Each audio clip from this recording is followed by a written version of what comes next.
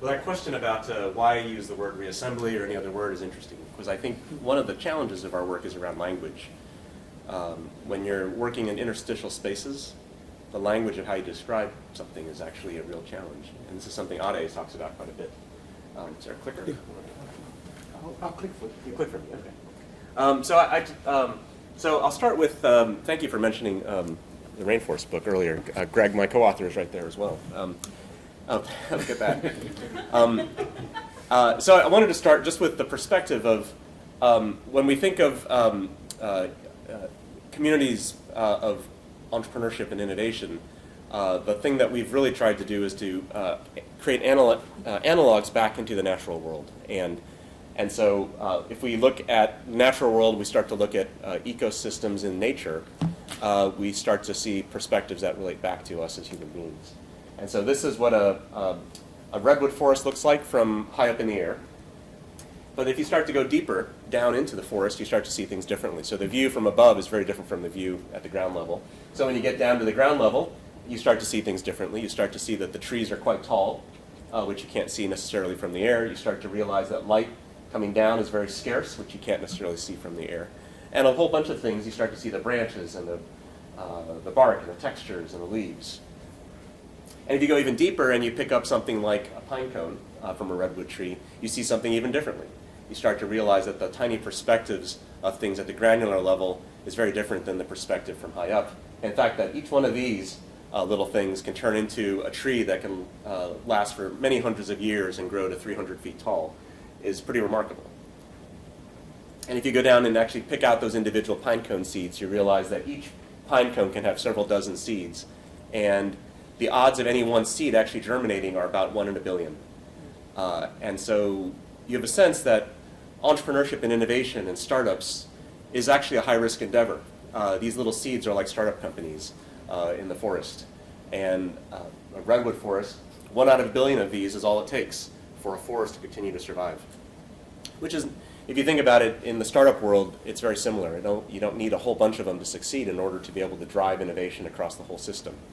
But it also creates that question, is what happens to everybody else? What happens to the seeds that don't make it? And when they're human beings, how do we actually create environments that actually nurture the full potential of everybody? Not just, praise the 1 in a billion, but how about all the other ones that don't make it? Well, these are questions that we have to deal with because we're people and we're not seeds in a pine cone in the rainforest. Next slide.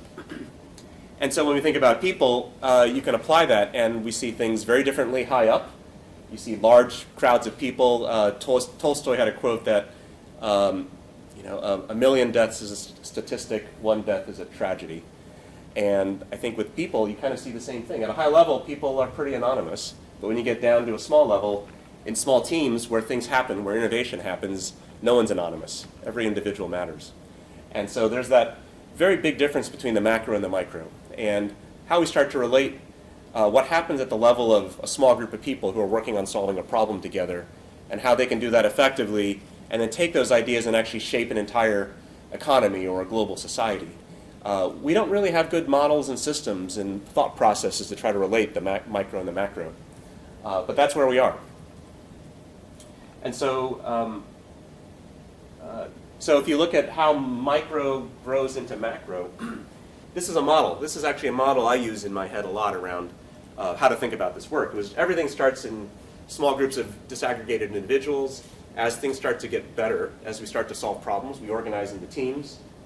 As teams start to formalize, they start to figure out a business model, they start to organize resources around them, they organize into startups. If those start to succeed, they turn growing companies, and if those grow, they become mature companies, and then those become institutions. And this is no different from a startup company, or is it different from a set of pine cone seeds turning into a full-blown redwood tree or a redwood forest. The process of organizing is that we're parsing down what happens as things grow. And by doing it, we're actually changing our framework. So I'll give you one example from how we look at startup companies. What I've learned at the Kauffman Foundation over the last several years is we've actually been counting entrepreneurship from this level and up in our society. So we actually count businesses formed, which is useful, But it doesn't tell us anything about what happens before, all the preconditions that lead up to that, as individuals organize and become teams. And so this is a great question for our society, is what does the full stack look like? How do these things grow? And we don't have good answers for that because we haven't even been counting them, and we don't even measure this stuff right now. So people here know that Silicon Valley is not just a place, it's more than that. It's a state of mind. But if mental states are actually what cause individuals to organize into teams which form into startup companies, then that begs a question. And the question is, ecosystems to do this are invisible. They're the invisible infrastructure that causes this process of dynamism and reformation to happen.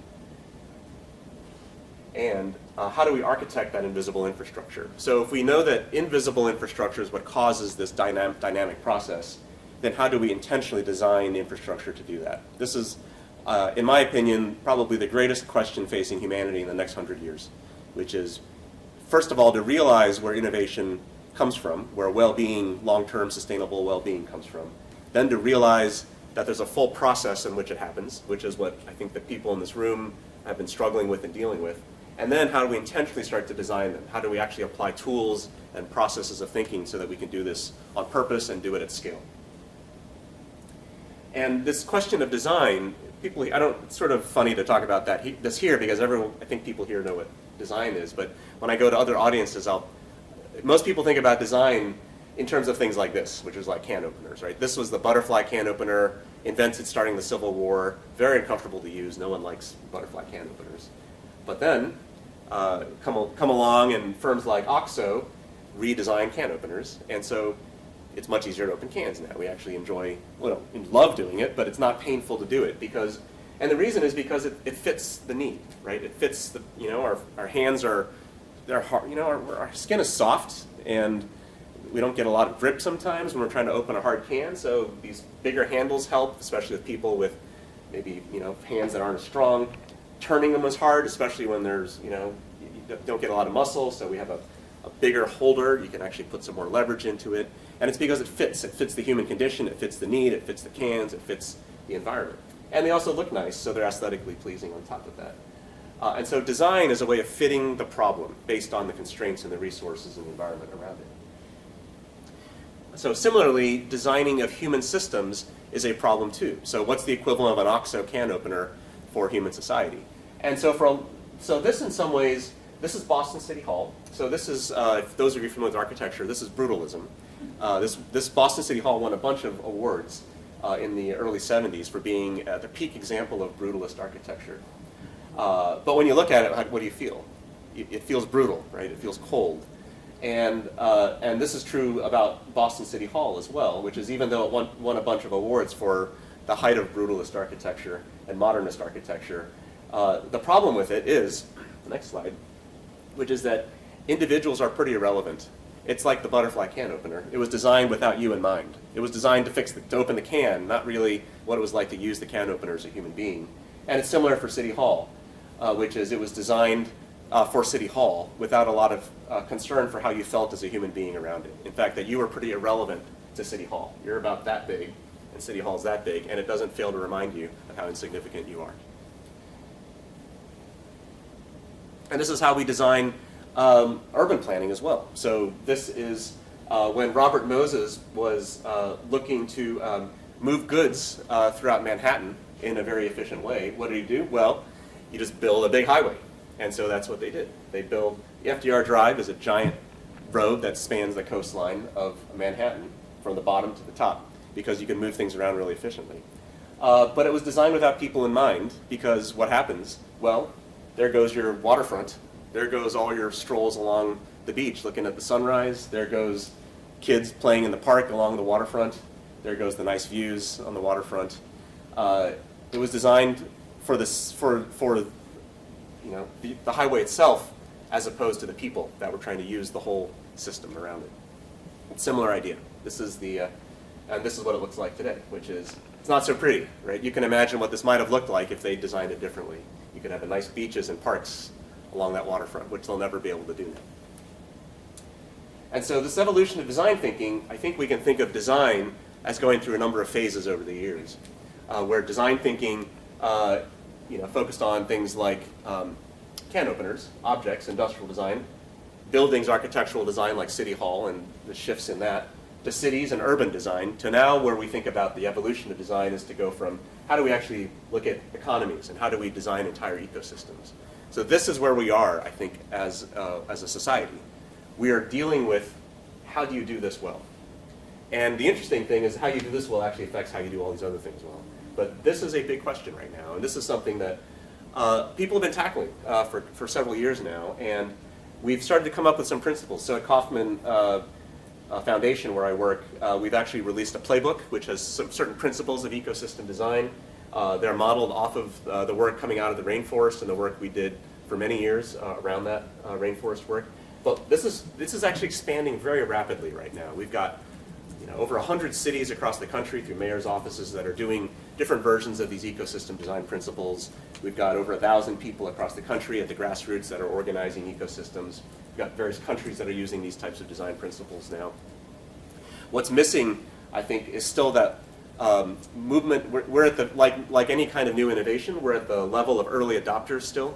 And as we're trying to think about how you cross over into the mainstream, that's the challenge we're facing now, is how do you get these ideas ordinary enough so people don't need to become, passionate warriors to do it.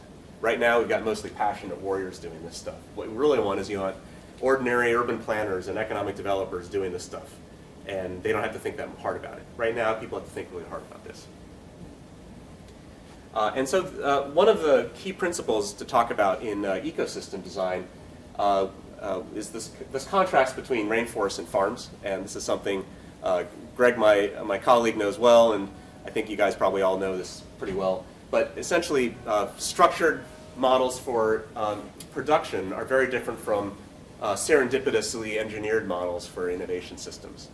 And I won't go into all the details of that, but I will point out one aspect, which is that the cultural values and the norms of these types of environments are very, very different from one another. So as weeds grow into crops, as ideas are born serendipitously and turned into things that are planned and scaled, we end up with different, you can go ahead and list them all. These types of values on the left are those that grow up in rainforests. Openness, diversity, serendipity, fairness, experimentation, plan giving. This is where ideas are born. This is where people work in highly trust-based environments where they're trying to create new stuff to solve problems. They're very open-ended problems being posed.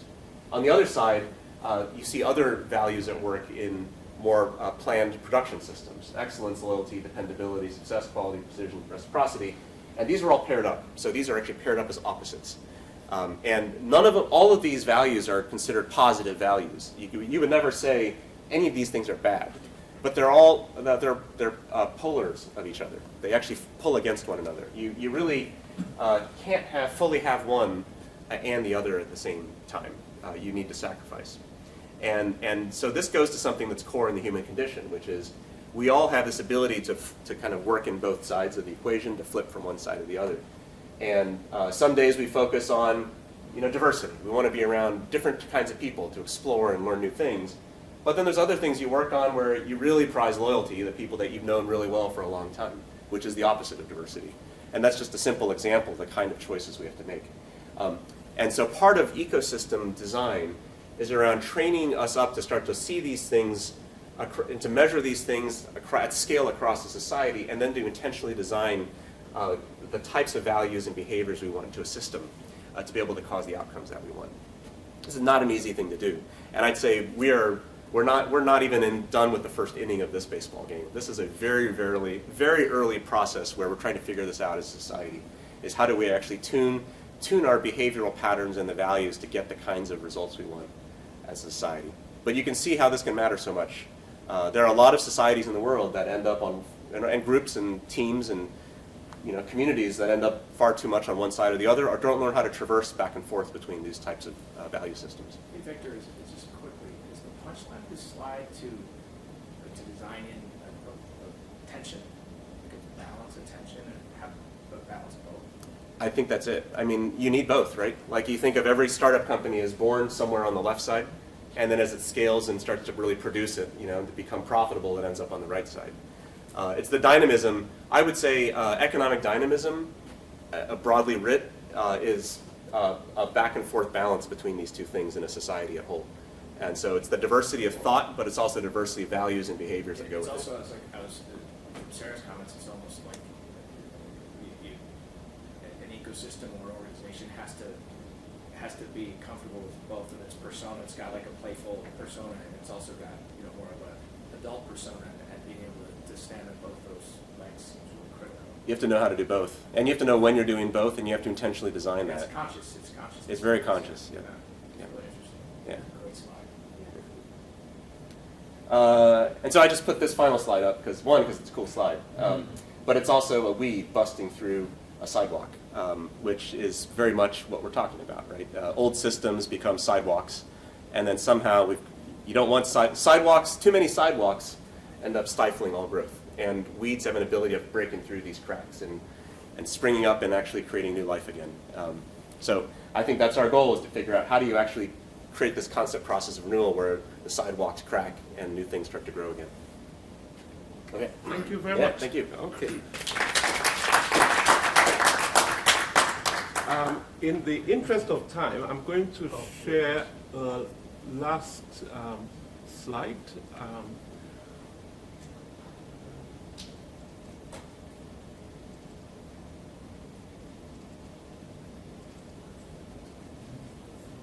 Question?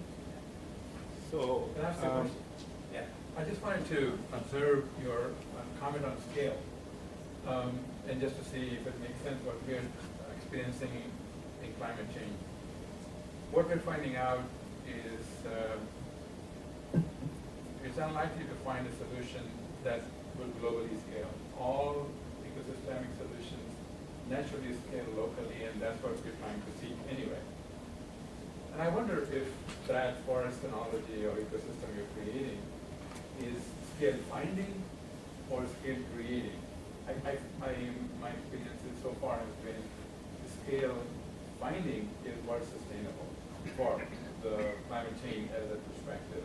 So what works for Saudi Arabia for climate change may never work for California, at least in the time frame we have. It might over thousands of years. So a question for all of us, especially for your comment on scale, we have our own human sense of scaling because we've become so good at it. Look at our cell phone, we got everything scaled down to. But that's not nature's nature. It's 6 scale rather than 3 scale. well, I will suspend the answer for now just because they close at 5, so I want to. But it's a good question, so it's on record, so I'll make sure Victor responds to it. So this is the book Sarah wrote, and I thought to close out, I come back to what were the key books for my project, and what I brought together. I told you Women, Sex, and Bombs. So it looks something like this. Oh, sorry, one more. Okay, so these are important books. I think Greg's presentation about innovation being about ideas having sex, that's Women, and Bombs is the great leveler. But as we've seen today, there's a complement to this set, and I gave it another name, and that's the environment, boys, and design. Okay, and the reason I put the book by Yuval Harari, very beautiful book about money, in which he was able to make a very systematic analysis that the idea of money comes from the idea of progress. When we had this sense that tomorrow can be better than today, we could create credit. And we then developed the scientific revolution led to the industrial revolution, but all that was on the basis that tomorrow is better than today. And from credit, we get contracts. From contracts, we get capital. From capital, we get cash. So there's a media cascade where we go from just the belief of progress. But the minute we feel that tomorrow is not going to be better than today, idea of credit disappears. And the whole cascade of credit to contracts to capital and to cash evaporates. So that belief system, which both Greg and Victor brought down into belief, which Sharik was talking about, the climate change or the environment, that yes, that whole notion that you all saw what happened during the credit crisis, once the banks did not believe that we were going to pay them back, they did not release any capital.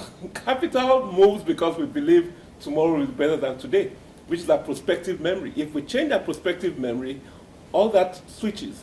So one of the things that Sharik had been working about was, well, what if we had capital for an entrepreneurial venture that your valuation goes up if you cool the climate down?